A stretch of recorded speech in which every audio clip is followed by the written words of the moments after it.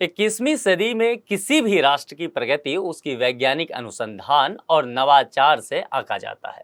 अंतरिक्ष विज्ञान इसका उत्कृष्ट उदाहरण होता है। इसके महत्व को देखते हुए भारत सरकार ने भी भारतीय अंतरिक्ष नीति 2023 जारी कर दी है। नमस्कार, मेरा नाम है मनीष भारती और आप देख रहे हैं संस्कृति आईएएस यूट्यूब चैनल। दोस्तों, आज हम भारतीय अंतरिक्ष नीति 2023 के विभिन्न पहलुओं पर चर्चा करेंगे। साथ ही हमारे देश को गौरवान्वित करने वाली संस्था इसरो पर भी बात करेंगे। जैसा कि आप टॉपिक भी देख रहे हैं, भारतीय अंतरिक्ष नीति 2023 की हम पूरी तरह से डिस्कशन करेंगे। उससे पहले जैसा कि हम करते आए हैं, एक प्रीलिम्स का प्रश्न आपके लिए लाते हैं और वह प्रश्न आज के इसी सेशन से होता है।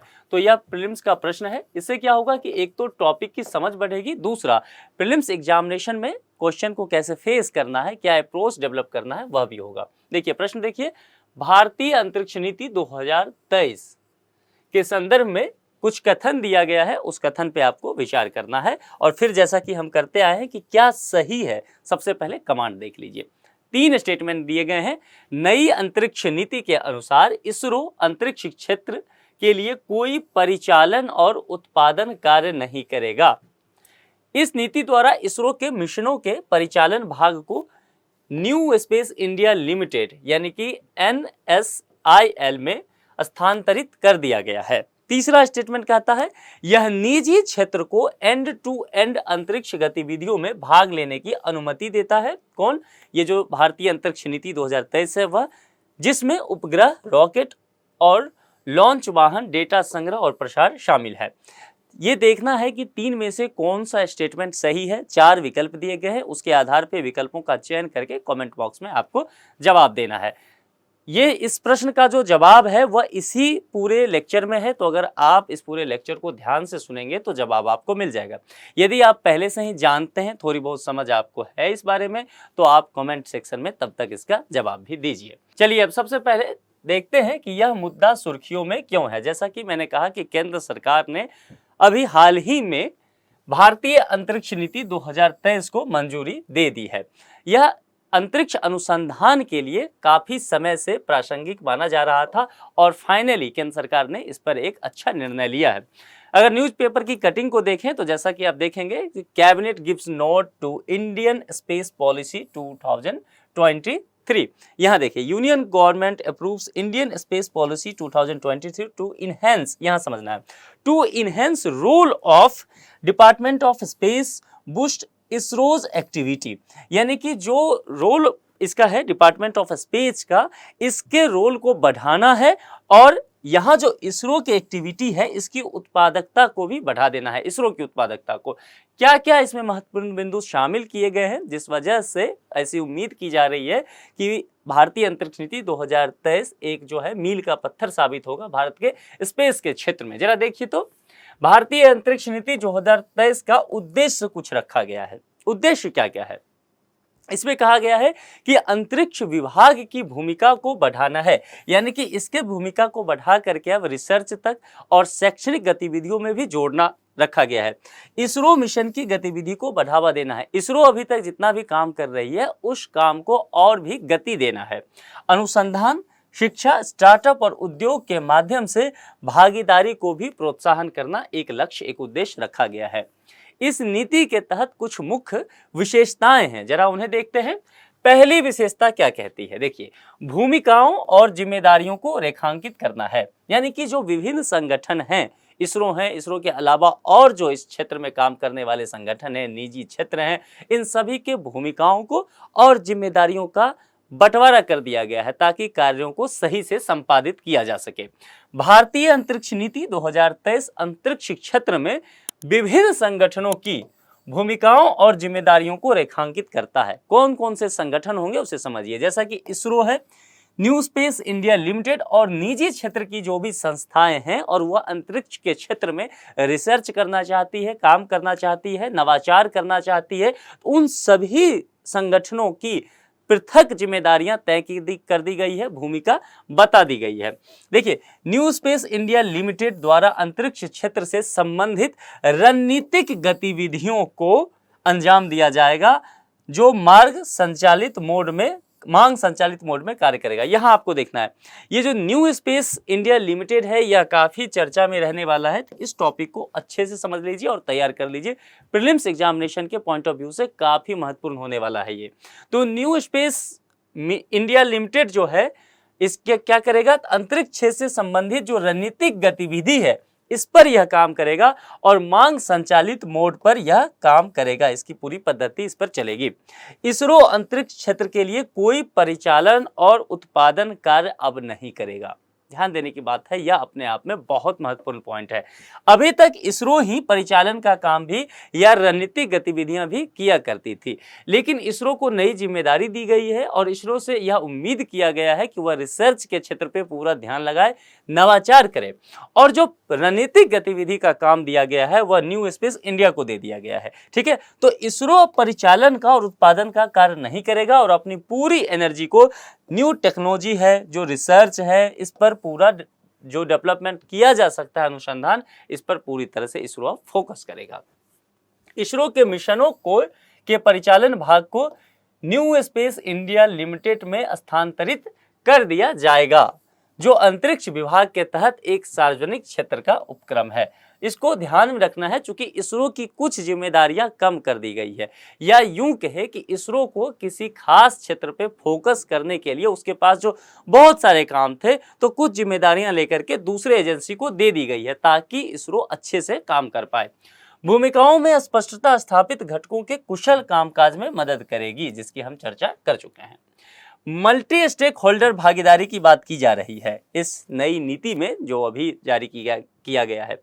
क्या कहता है नीति का उद्देश्य क्या है, अंतरिक्ष विभाग की भूमिका को बढ़ाकर, यहां ध्यान देना है, पूरा जोर किस पे है, अंतरिक्ष विभाग पे। तो डिपार्टमेंट ऑफ स्पेस जो है उसकी भूमिका को बढ़ाया जाएगा और बढ़ा करके क्या क्या, तो अनुसंधान के लिए, एजुकेशन के लिए, स्टार्टअप के लिए और जो इंडस्ट्री है, उद्योग है, उसके भागीदारी को प्रोत्साहन करने के लिए अंतरिक्ष क्षेत्र का विकास किया जाएगा। इससे अंतरिक्ष क्षेत्र के विकास में मदद भी मिलेगी और क्या होगा, तो प्राइवेट जो इंडस्ट्री है जो अंतरिक्ष के क्षेत्र में काम करना चाहती है उन्हें भी अवसर प्रदान होगा। क्योंकि देखिए गवर्नमेंट ही सारा काम करते रहेगी तो निश्चित तौर पर स्पेस टेक्नोलॉजी के लिए काफी फंडिंग की जरूरत पड़ती है। ठीक है, तो उस स्थिति में फंड यदि अच्छे से नहीं मिल पाएगा तो रिसर्च का काम नहीं होगा। तो इसके लिए जरूरी हो जाता है कि प्राइवेट सेक्टर को आमंत्रित किया जाए। तो सही नियामक स्थिति यदि बना लिया जाए तो प्राइवेट सेक्टर को शामिल किया जा सकता है और उसकी उत्पादकता का, उसकी ऊर्जा का भी उपयोग करके देश की तरक्की में लगाया जा सकता है। तो यहाँ पर यह जो आप देखेंगे भारतीय अंतरिक्ष नीति 2023 यह पूरी तरह से इस बात को स्थापित करते हुए नजर आता है। तीसरा देखिए, इसरो मिशन को बढ़ावा देना एक सबसे बड़ा जो इसमें इस नीति के तहत लक्ष्य रखा गया है वह है। भारतीय अंतरिक्ष नीति 2023 का एक उद्देश्य है जो इसरो मिशन की गतिविधि को बढ़ावा देना है। इसरो जो बहुत तरह की गतिविधियों में शामिल होती है, अलग अलग मिशन पर काम करते रहती है, जैसे कि आप चंद्रयान 1 जानते हैं, चंद्रयान 2 जानते हैं, मंगल मिशन है, आदित्ययान की बात की जा रही है, आदित्य मिशन। तो इस तरह की चीजें जो है इसरो करते रहती है। तो इसरो को कहा गया है कि पूरी तरह से आप अपने मिशन पर फोकस कीजिए, अपनी गतिविधि को और भी कुशलतापूर्वक और प्रभावी ढंग से अंजाम दीजिए। नई प्रौद्योगिकियों और अभिनव समाधान के विकास में भी मदद करेगा। तो इसरो क्या है, न्यू टेक्नोलॉजी पर फोकस कर पाएगा। इनोवेशन किस किस फील्ड में हो सकता है, या जो इसरो मिशन जारी रखी हुई है उसमें क्या इनोवेशन और किया जा सकता है ताकि हमें रिजल्ट बेहतर मिले, तो इसरो का पूरा फोकस अब इन क्षेत्रों पर होगा। जो एक मुद्दा यहाँ जुड़ के आया है, निजी क्षेत्र की भागीदारी स्पेस टेक्नोलॉजी में बढ़ाने की बात की जा रही है भारत में भी। तो लंबे समय से ये मांग चला आ रहा था, भारत सरकार ने फाइनली इसको करते हुए निजी क्षेत्र की भागीदारी भी कुछ सुनिश्चित कर दी है। देखिए यह नीति अंतरिक्ष क्षेत्र के विकास में निजी क्षेत्र के महत्व पर बल देता है। यहाँ निजी क्षेत्र को शामिल करने का क्या होगा, एक फायदा इन्वेस्टमेंट आ सकता है, ध्यान रखना है, इन्वेस्टमेंट आ सकता है, इनोवेशन आ सकता है और न्यू टेक्नोलॉजी भी आ जाएगा। ठीक है, तो और अगर एक चीज और आप जोड़ें तो स्किल्ड लेबर की जो बात की जाती है वह भी यहाँ से लाभ होगा। तो निजी क्षेत्र के पास जो सामर्थ्य है, क्षमता है, ऊर्जा है, उसका उपयोग जो है स्पेस टेक्नोलॉजी में करने की बात की गई है। यह अंतरिक्ष क्षेत्र के विभिन्न पहलुओं में निजी क्षेत्र की संस्थाओं की भागीदारी को प्रोत्साहित करने की बात करता है। यह निजी क्षेत्र को एंड टू एंड अंतरिक्ष गतिविधियों में भाग लेने की अनुमति देता है। एंड टू एंड अंतरिक्ष गतिविधि कहने का मतलब हुआ कि अब वह उपग्रह, रॉकेट और लॉन्च वाहन, डेटा संग्रह और उसका प्रसार सभी चीजों में शामिल हो सकती है। इससे निजी क्षेत्र के लिए अधिक अवसर उत्पन्न होगा और इससे भारतीय अंतरिक्ष उद्योग के विकास में भी मदद मिलेगा। गवर्नमेंट अभी तक जितना काम कर रही थी वह तो ठीक है, उसे तो और जारी रखा ही जाएगा और बढ़ाया ही जाएगा, लेकिन प्राइवेट सेक्टर को जोड़ करके उसकी गति को और बढ़ा दी जाएगी, इनोवेशन की संभावना को और बढ़ाया जाएगा। अनुसंधान और विकास एक लक्ष्य रखा गया है, तो इसके तहत कहा गया है कि अंतरिक्ष क्षेत्र के विकास में अनुसंधान, शिक्षा और स्टार्टअप को शामिल किया गया है, जिससे नई तकनीकों और इनोवेशन और टैलेंट पूल के विकास में मदद मिलेगा। चलिए आगे बढ़ते हैं और अब जान लेते हैं। यह तो हमने भारतीय अंतरिक्ष नीति 2023 की चर्चा की थी। जान लीजिए, हम यहाँ पर एक ब्रीफ आपको बता रहे हैं, आप इसे डिटेल से हमारे वेबसाइट या मैगजीन में भी पढ़ सकते हैं। यहाँ पर इसरो के बारे में कुछ बातें समझ लेते हैं, क्योंकि इसरो जो है भारत के अंतरिक्ष मिशन का सिरमौर है। ठीक है, पिछले कुछ वर्षों में इसरो ने बहुत बेहतर काम किया है। विश्व स्तर पर अगर देखें जितने भी स्पेस एजेंसी है उसमें इसरो की प्रतिष्ठा काफी बढ़ी है। तो इसरो के बारे में समझ लीजिए, क्योंकि यूपीएससी अगर इस टॉपिक से प्रश्न लेती है तो निश्चित तौर पर एक स्टेटमेंट तो इसरो का शामिल होना तय मान करके चलिए। इसरो के बारे में समझिए। भारतीय अंतरिक्ष अनुसंधान संगठन, जिसे हम शॉर्ट में इसरो भी कहते हैं, भारत की क्या है, अंतरिक्ष एजेंसी है। अंतरिक्ष से संबंधित जितने भी काम होते हैं यह संस्था उसे देखती है। इसरो का गठन जो है 15 अगस्त 1969 को किया गया था। इसरो का मुख्य उद्देश्य विभिन्न राष्ट्रीय आवश्यकताओं के लिए अंतरिक्ष प्रौद्योगिकी का विकास और अनुप्रयोग करना है। यहाँ दो बातें ध्यान दीजिए आप। इसरो का मुख्य उद्देश्य, जैसा कि मैंने कहा, विभिन्न राष्ट्रीय आवश्यकताओं। तो विभिन्न राष्ट्रीय आवश्यकता क्या हो सकता है? एक तो जैसा कि आप जान रहे हैं स्पेस के लिए, जो हमारा स्पेस मिशन है, इन सब चीजों के लिए। क्या मौसम का हाल जानना हो सकता है? निश्चित तौर पे अगर किसानों को मौसम का हाल पता हो तो वो अपनी खेती अच्छी से कर पाएंगे। आप जानते हैं कि भारतीय कृषि जो है वह पूरी तरह से मानसून आधारित कृषि है, इसीलिए यदि हमें मौसम का पूर्वानुमान पता हो तो उसके आधार पर खेती की जा सकती है। नेविगेशन के लिए भी इसरो का मदद लिया जाता है और इसरो इसके लिए बेहतर काम करती रही है। तो कहने का मतलब है कि विभिन्न आवश्यकताओं के लिए, चाहे वो इनोवेशन की बात हो, चाहे वो एजुकेशन फील्ड की बात हो, स्टार्टअप की बात हो, रिसर्च एंड डेवलपमेंट की बात हो, इसरो सभी फील्ड में काम करती है। इस उद्देश्य को पूरा करने के लिए इसरो ने संचार, दूरदर्शन प्रसारण, मौसम संबंधित सेवाओं, अंतरिक्ष आधारित नौ संचालन सेवाओं के लिए प्रमुख अंतरिक्ष प्रणालियों की स्थापना की है, जिसकी हमने चर्चा की है कि विभिन्न आवश्यकताएं ये सभी है। इसरो ने उपग्रहों को अपेक्षित कक्षाओं में स्थापित करने के लिए उपग्रह प्रक्षेपण यान यानी कि पीएसएलवी और जीएसएलवी की हम बात करते हैं। जिस भी कक्षा में हमें अपना उपग्रह पहुंचाना होता है तो या तो हम पीएसएलवी या फिर जीएसएलवी के द्वारा वहां पर, ये जो पीएसएलवी और जीएसएलवी होते हैं इसे आप थोड़ा सा डिटेल से पढ़िएगा, क्योंकि यह उपग्रह प्रक्षेपण यान होता है। लॉन्च किया जाता है इसके माध्यम से उपग्रह को और कक्षा में स्थापित किया जाता है उपग्रह को। इसरो का मुख्यालय जो है बेंगलुरु में स्थित है और इसकी गतिविधियां विभिन्न केंद्रों और इकाइयों में फैली हुई है, यानी कि देश के विभिन्न भागों से विभिन्न गतिविधियों को इसरो अंजाम देती है। जैसा कि कुछ समझ लीजिए, विक्रम साराभाई अंतरिक्ष केंद्र जो कि तिरुवनंतपुरम में है, वहां पर प्रमोचक रॉकेट का निर्माण किया जाता है। उसके बाद यूआर राव अंतरिक्ष केंद्र जो कि बेंगलोर में है, यहाँ पर जो उपग्रह है उसका डिजाइन और डेवलपमेंट का काम चलता है।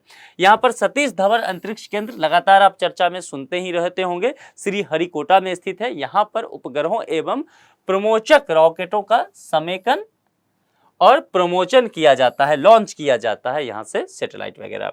द्रव नोदन प्रणाली केंद्र वलीय माला एवं बेंगलुरु में क्रायोजेनिक चरण के साथ द्रव चरणों का विकास किया जाता है।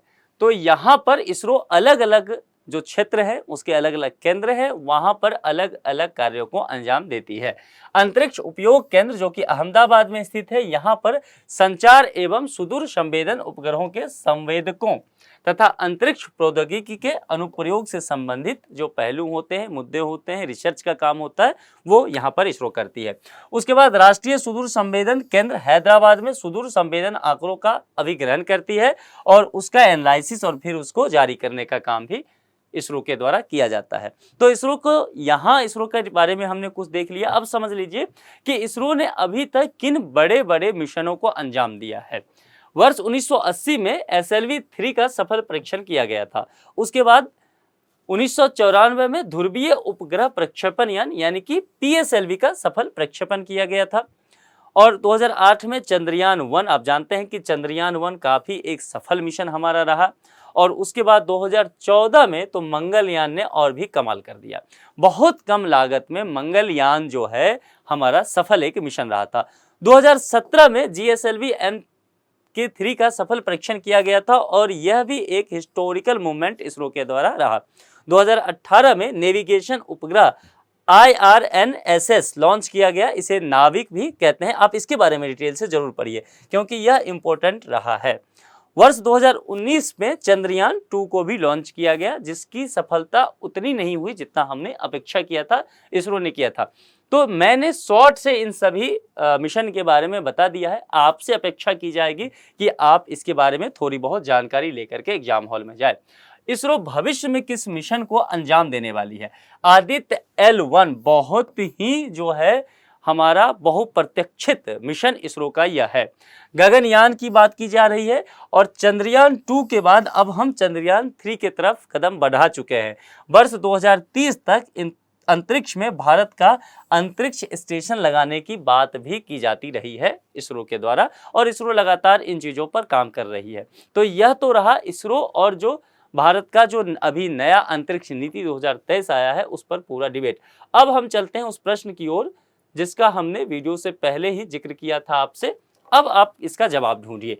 भारतीय अंतरिक्ष नीति 2023 के संदर्भ में कुछ कथन कहे गए हैं। कथन यही रहा, नई अंतरिक्ष नीति के अनुसार इसरो अंतरिक्ष क्षेत्र के लिए कोई परिचालन और उत्पादन कार्य नहीं करेगा।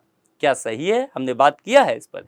इस नीति द्वारा इसरो के मिशनों के परिचालन भाग को न्यू स्पेस इंडिया लिमिटेड में स्थानांतरित कर दिया गया है। हमने इस बात पर भी चर्चा की है। यह निजी क्षेत्र को एंड टू एंड अंतरिक्ष गतिविधियों में भाग लेने की अनुमति देती है, जिसमें उपग्रह, रॉकेट और लॉन्च वाहन, डेटा संग्रह और प्रसार शामिल हैं। तो यह सही कथन आपको जानने हैं। 4 विकल्प दिए गए हैं।